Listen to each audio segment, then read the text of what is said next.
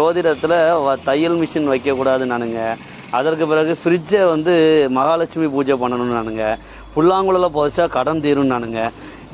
இந்த மாதிரியான அடி முட்டாள்தனத்தை நிறைய இங்கே மக்களிடையே புகுத்துனாங்க. சரி ரைட்டுன்னு விட்டாச்சு.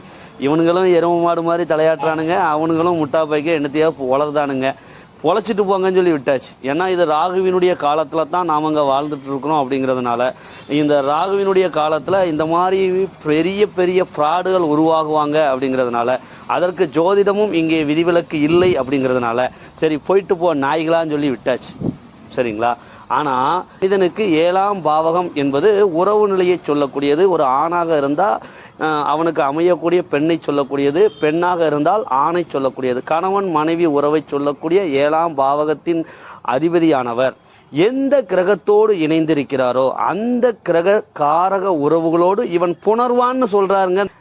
அதை உதாரணமாக கூட சொல்கிறான். நான் சொல்கிறதுக்கு எனக்கு நாக்கு கூசுது. சரிங்களா? 7ஆம் பாவகத்தின் அதிபதியான காரக உறவு கிரகம் இங்கே 4ஆம் பாவகத்தின் அதிபதியான காரக உறவு கிரகத்தோடு கூடினால், அதுவும் என்ன 4 என்பது நம்ம தாயை சொல்லுதுங்க.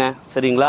அவன் சொல்கிறான், பச்சையாக சொல்கிறான், 7ஆம் பாவகத்தின் அதிபதி காரக உறவு 4ஆம் பாவகத்தின் அதிபதி காரக உறவான தாயோடு இணைந்தால் அவன் தாயோடு புணர்வான்னு சொல்கிறான். இவனை ஒரு ஆளுன்னு சொல்லி செருப்பு கலத்தை அடிக்காமல் நீங்கள் வச்சுருக்கீங்க. காரணம் இந்த தையல் மிஷினில் இருந்து ஃப்ரிட்ஜில் இருந்து என்ன சொன்னாலும் எருவு மாடு மாதிரி தலையாட்டினீங்கன்னா கேட்டுட்டு இதையும் கேட்டுட்டு நாசமாக போங்க.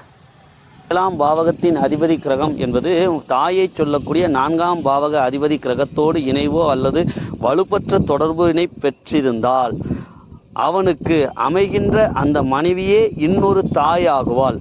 அதனோடு மட்டுமல்ல, உயிரற்ற காரகங்களான வீடு மனை சுகம் சொத்து மற்றும் வாகன யோகங்களை அவனுடைய மனைவியின் மூலமாக பெறுவான்.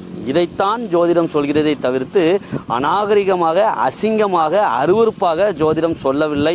அப்படிங்கிறத நீங்கள் புரிஞ்சுக்கணும். இதெல்லாம் ராகு வலுத்த ஃப்ராடுகளுடைய வேலை. இந்த ஃப்ராடுகளை தயவு செஞ்சு நம்பாதீங்க.